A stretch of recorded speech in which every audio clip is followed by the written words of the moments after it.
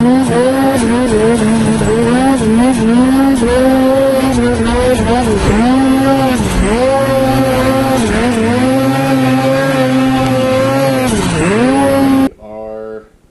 need to put a clutch kit in this. This is going to be my personal sled this season. So I install our clutching that would come up. So this clutching is specific to Alaska in the areas that we ride. So we ride primarily from sea level to, you know, a lot of the years 5,000 to 6,000 feet. Sometimes we're up around 8, 9. I mean, we've gone as high as 16,000. But the purpose of this kit are to optimize the performance of these turbos in NAs in that 0 to 4,000, 5,000 foot range. So change the components in the secondary and the primary.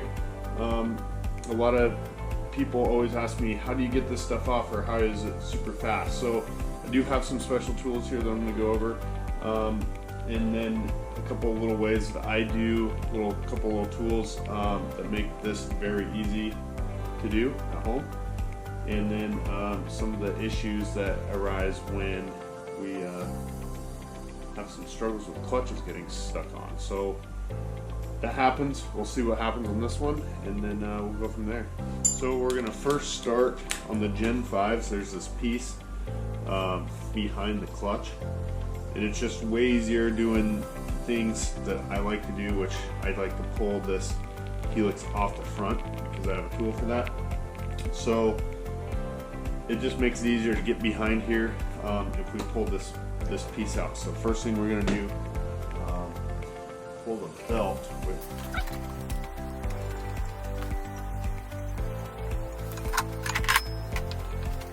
I'm going to put this belt in here because it holds this helix back, so it's super easy to get this tool out.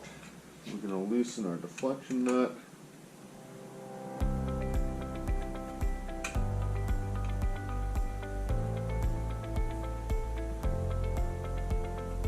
Loosen this up quite a bit because we're going to pull this off.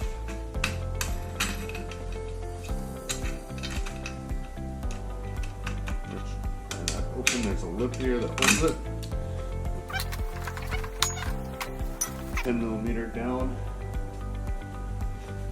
back in here, which is kind of hard to see. It is right on the back side of the plate here. Which 10 millimeter for this bolt back here, and then these are two T30.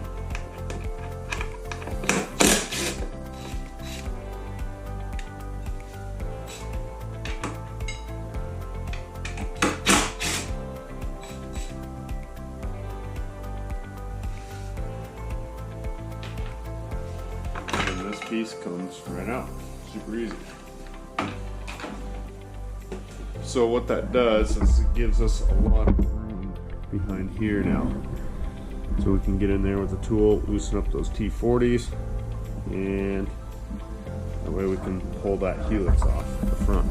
First thing, this is a skidoo tool. It's meant for the secondary. Screw it on these threads. And then I have this tool with a ground down T40, so it's super short. This tool can get, it's on Amazon for, I don't know, 40, 50 bucks. The other one that I've used is a good one, or Straight Line Performance, makes this similar thing. They're just super narrow to get back in here behind the clutch.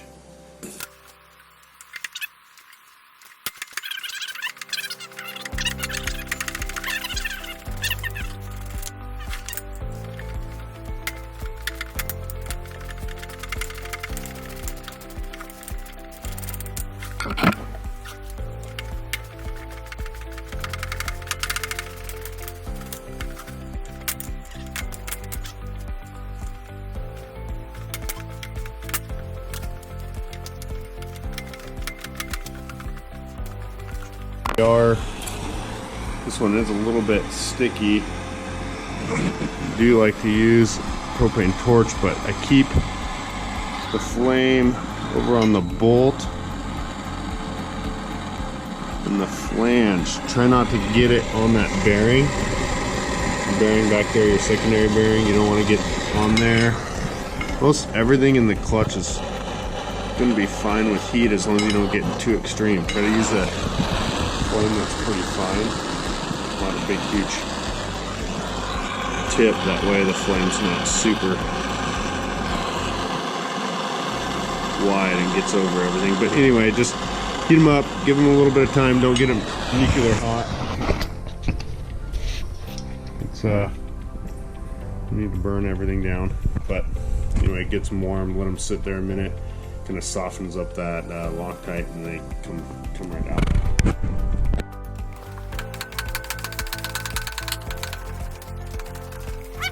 A lot of people don't know this, but the spring is behind this helix.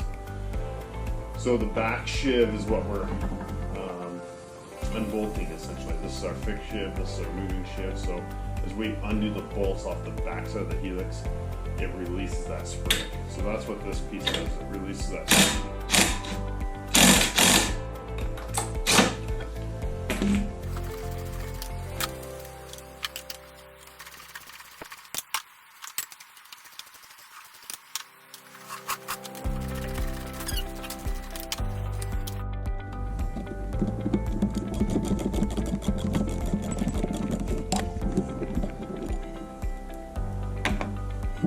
So now this back sheave is free.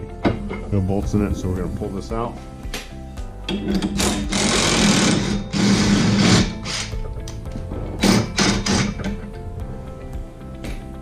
And now we can slide this off.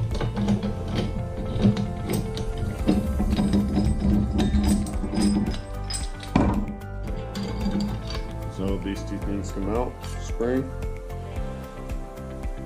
Hopefully you have this white washer that needs to go back in the new helix. So we'll go ahead and show a video on all that, but that is how the secondary comes apart on the front.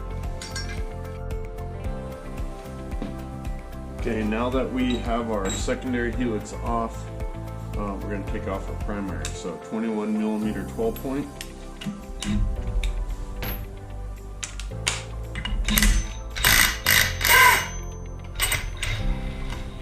And then there's a section here that's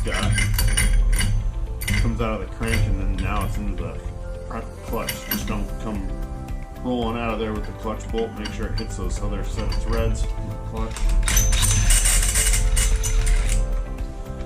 Clutch bolt's out. Now we have our clutch puller. So these threads stay in the clutch in this side, and then this side pushes against the crank. I like to lube these up with a really light oil, WD-40, even like a light gun oil. Keep these threads in really good shape.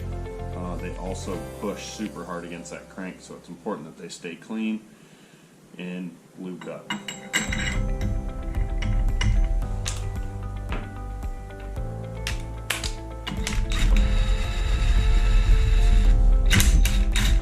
We're going to tighten this up, and sometimes they pop off, sometimes they don't.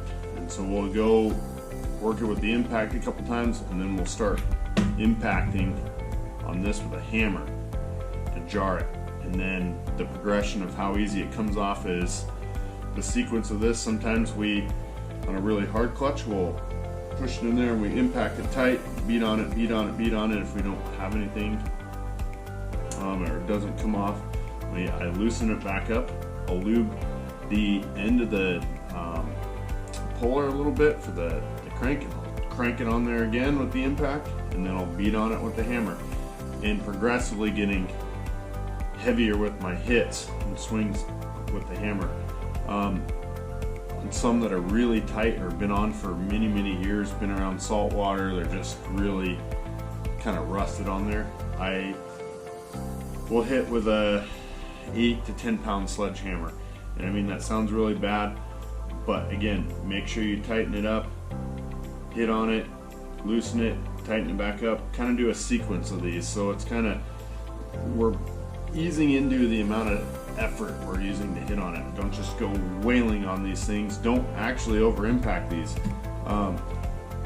This is a decent 1/2 inch impact. It's not super strong though. So like a big Milwaukee 1/2 inch impact, you will crank on this clutch puller, and if it binds up in the clutch, it'll twist.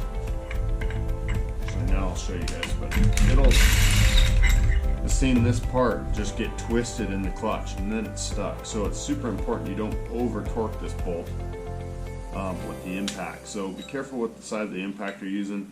Don't get super Western with it. It doesn't need to be a 3/4 gun. It doesn't need to be like the big DeWalt's or the big Milwaukee. I mean, the big Milwaukee will probably pull all the threads off. So again, stage it as need be. Don't just go instantly wailing on it. And then that obviously came off super easy. So normally,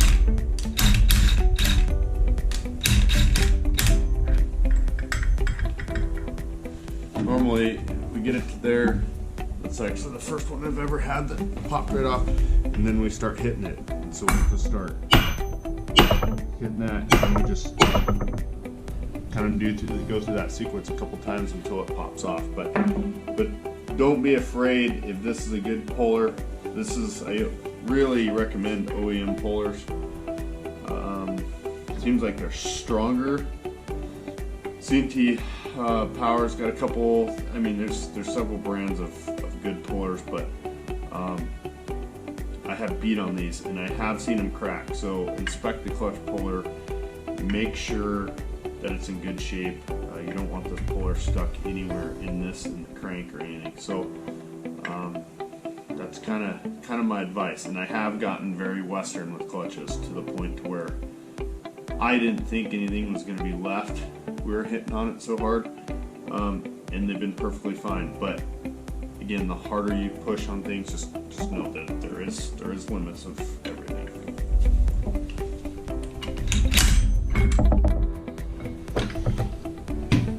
So now that we got the clutch off, probably take the time to look at a couple things here that are super important. This is a keyed shaft, and we'll get some up close stuff when we put this back together. And then there's a key inside here that you'll be able to look at. Make sure those line up and make sure those fit. A couple other things, which is very unique to see these new, is how these line up. So there are several marks on these P-Drives, and this is back to kind of the days of when they were used on the XMs and some of the RSs, but there is a couple marks here. That little dot there denotes 1, so these are on 1, 2, 3, so all the arrows line up, so that one arrow goes to that, and then both these shivs, these get balanced at the factory, and then they are lined up on there's a straight line all the way across. They're marked with Sharpie when they're new, but most of the time this will get worn off, and I'll just wear it off with my fingers. So there's a blue line, and then there's a pretty good cut on the back shift. So those are where they are balanced from the factory. So we'll go ahead and break this thing apart. Well, another thing is people ask, how do we break these apart? So 2 ways. Make sure this bolt's got several threads inside of it, so down within about a 1/2 inch bolt face to here, so there's plenty of threads in there because we're going to hit on this piece, and they got to break this top piece from this back shiv. So there's 2 ways. You can hit it like this, break it apart. Other way we like to do this is take this, keep your fingers up here, and slam it down on the concrete. That'll also pop it free.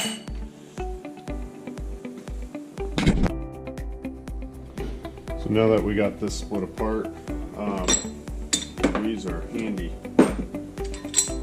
tool. since we got to access the spring. So T40, and sometimes these are super gooped up with Loctite, so sometimes you got to heat right here on the clutch towers. Be careful not to heat these pucks up really hot. We don't want to get that and hurt these, so keep the heat concentrated on this aluminum and kind of heat them up in a slow, uniform fashion. We'll see how these work.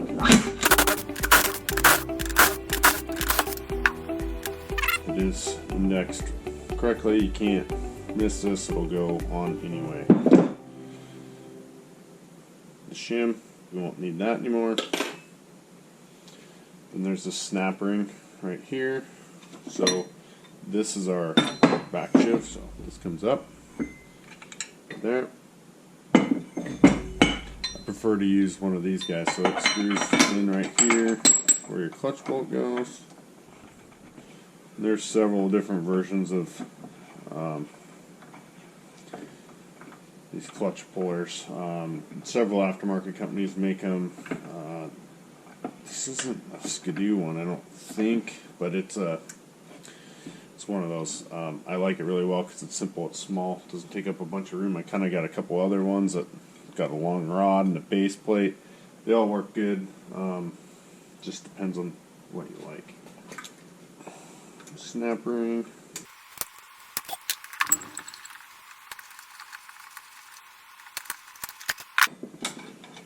So, stock spring cup, and the snap ring. So, everything here now, this we don't need anymore for right now, so set that aside. This is, remember, marked 1, 2, and 3. If we pull this spider up and out, we'll find if we pull all these over, these are all marked 1, 2, and 3. I'm going to pull all these weights. Now, I normally do all this in the sled, but since we have to change our spring out, I am opening this up. But all these are super easy to do in the sled. Got a couple tools, and we can show you these later on how to do this in the sled. But the tool we came up with, Power Kroll did a fantastic job of making these, so it's super easy. Carry it around, but it opens the clutch up on the machine, out in the field, super quick and easy.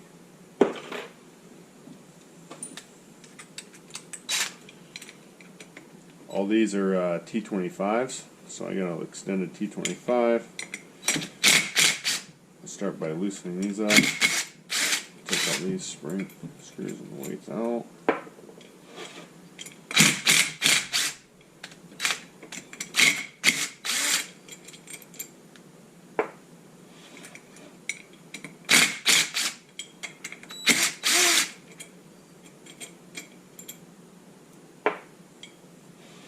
Okay, so these are all slightly loosened.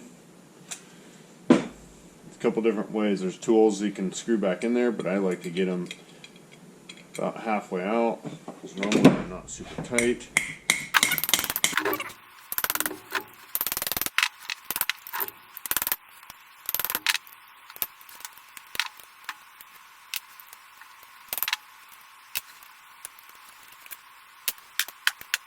Pretty much clutches apart. So now these little deals, they always, on your left side you got your adjuster, and then you got your clicker adjustment, and then you got your ramp, and then you got your backer plate. Ramps, I machined this on a lathe to kind of compare ramps, and then it's also a grinding block as we change all these ramp angles. As you can see here, these different profiles do different things. So picking up the front creates this RPMs more or less, and then laying it down in the back obviously loads the motor up harder. So a couple different versions here that we've been playing around with. Got a lot, and go into details later how many different revisions we're on, but work with a group of guys here designing these, and had super good results in the turbos because we figured out the load, we figured out what it likes on the bottom end, and then how to roll that into boost with keeping it super snappy. Like a lot of us like super snappy sleds on the bottom, and then capturing the power of the 850 turbo as it loves load. So rolling this in, and then keeping profiles pretty, I'm going to go into kind of the theories behind that, but keeping pretty flat so we have extremely good back shifting. So there's some things that we've been working on. Anyway, let's get this clutch back together and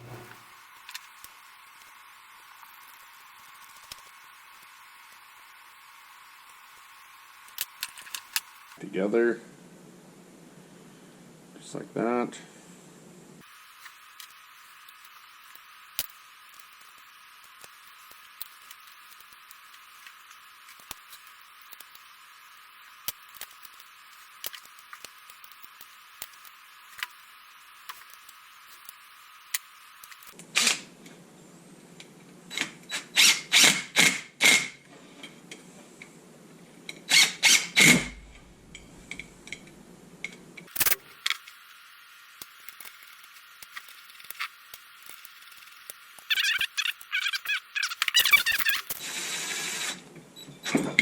Make sure you don't crank on these with an impact. A lot of people like to do that, and then they go to use the stock tool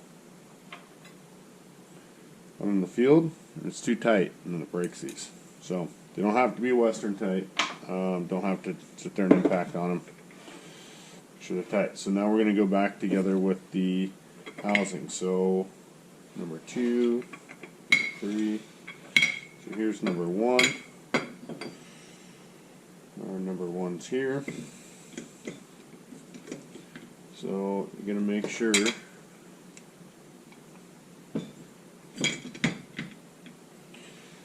this won't go down because it hits the ramps, so you got to pick up the ramps, put them in the socket. Now right here you got to make sure that this piece of aluminum is in between these two pucks on every single one. Make sure all these things are roll free, but that aluminum splits those pucks. If it does not, it'll bind and it'll flat spot these, and that's not good. So our spring, there's some things here that we do differently that we've come up with that helps make the P-Drive way more efficient.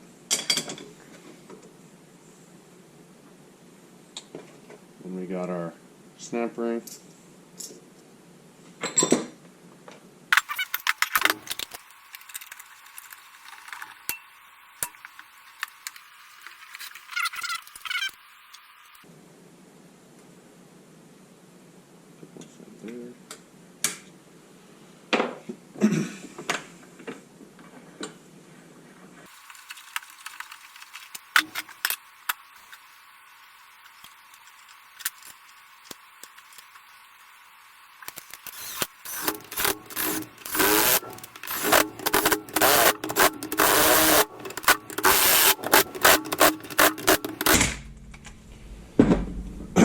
Now, torque these 35 inch-pounds. I use an impact because I've been doing it a long time, but do not strip these out. They're very easy.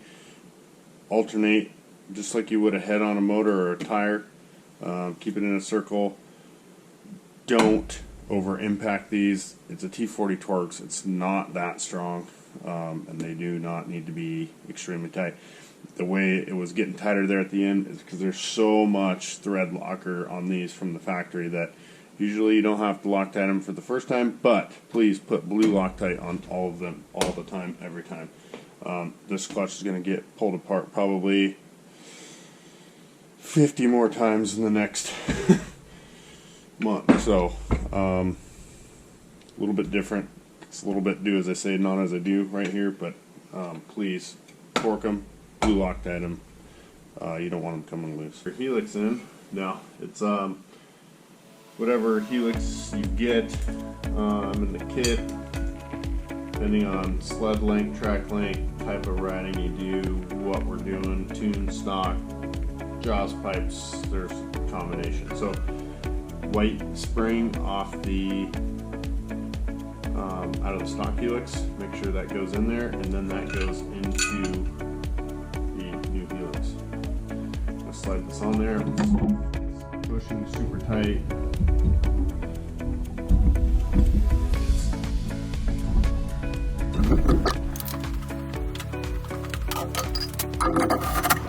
And this helix is going there. Super, super, super important.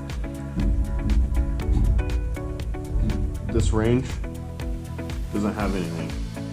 You gotta, right now this is where the roller in the back of the clutch rides on. So it's super important that there's the two rollers in here that you see line up with this. This will line up. There's a piece of aluminum back in there for the clutch, the casting, and it goes in there. It's super duper important because otherwise it will not work.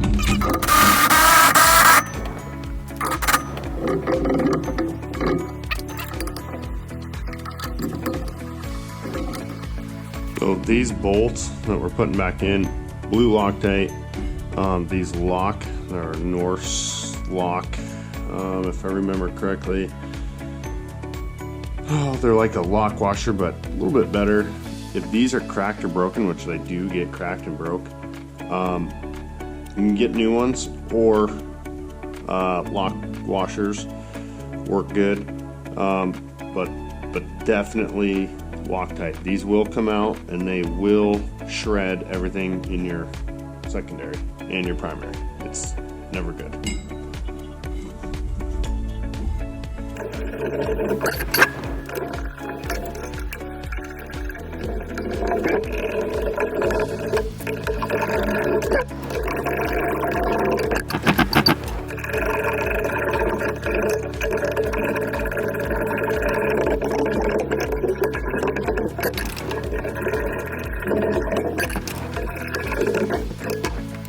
Bolts are tight.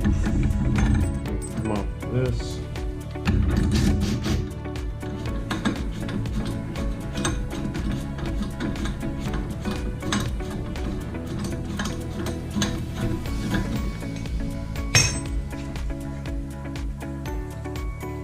Don't forget to put this ring on, if not this will gall up. Shim is there to protect that aluminum, and then when you go push your tool against there for the belt spread, it doesn't wear into this aluminum. Make sure this flange, the recessed flange, goes into the clutch.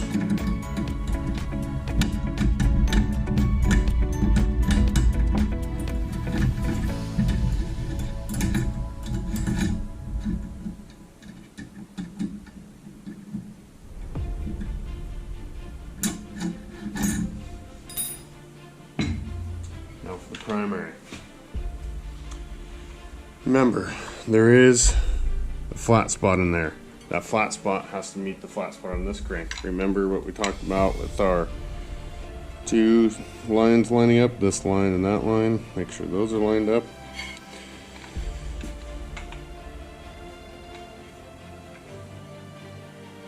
I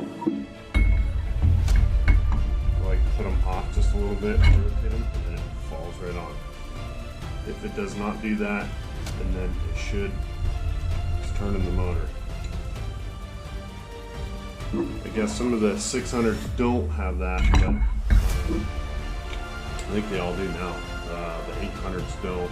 Put a P-Drive on an 800, the 600 RS, 600 iron dog sled, a 670. You can put a P-Drive on many clutches. Just the newer one's got the flat spot, so just make sure that that off just a little bit and pull it down. Just sits on that nice. And clutch bolt goes through clutch.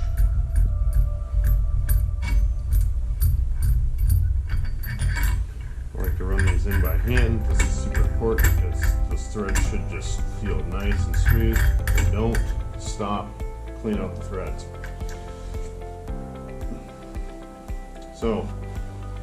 Impact this to 9,000 foot-pounds. No, kidding.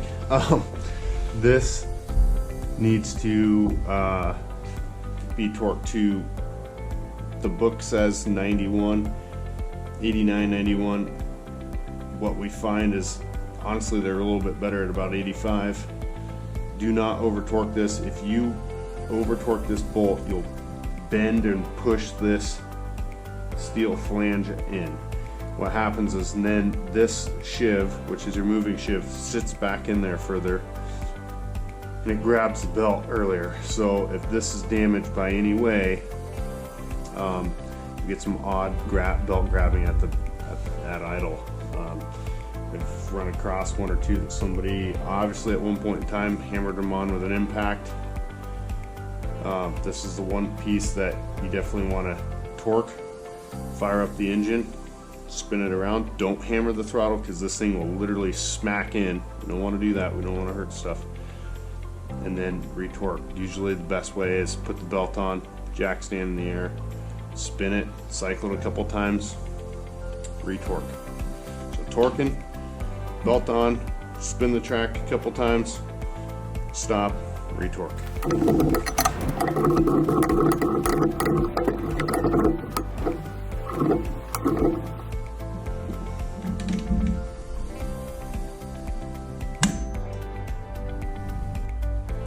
So now that our clutch is torqued, we're going to go ahead and set our deflection.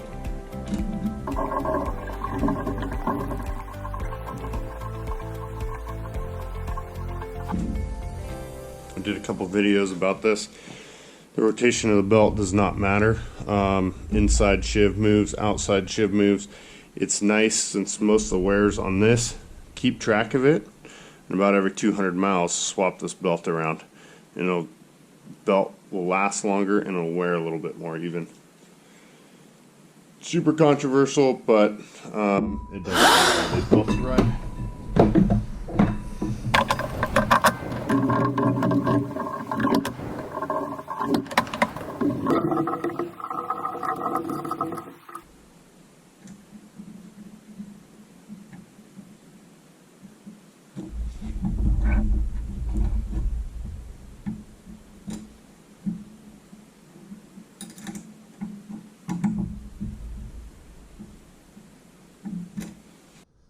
So, belt deflection, there's some things here that people like to push on and measure, and anything that's deals with force or humans I don't like, because some people have different grip strengths, some people have different strengths, so pushing on something is kind of subjective.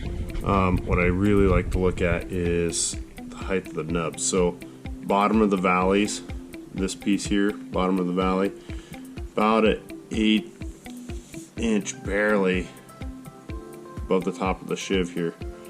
I'm going to run this one a little bit taller because it's brand spanking new, so it's going to break in and set back in there, but more or less about an 1/8 to even.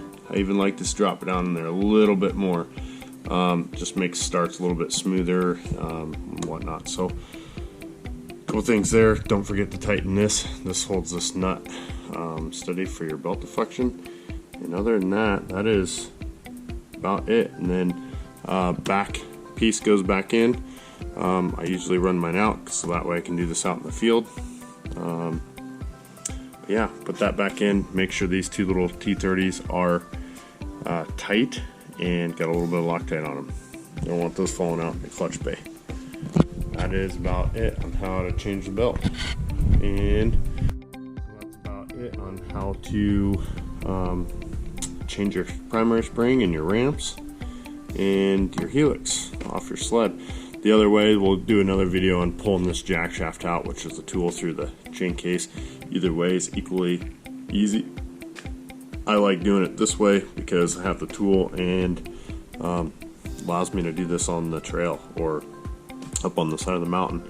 So sometimes when we're testing parts or we're doing different things, we're changing helixes out on the hill, changing ramps out on the hill. Usually the only thing that I don't do on the hill is change my primary spring. I try to keep that constant if we're doing any testing, and then if we're tweaking anything or fine tuning stuff, depending on the profile that we're using here, I'll sometimes change all this out with me on the hill.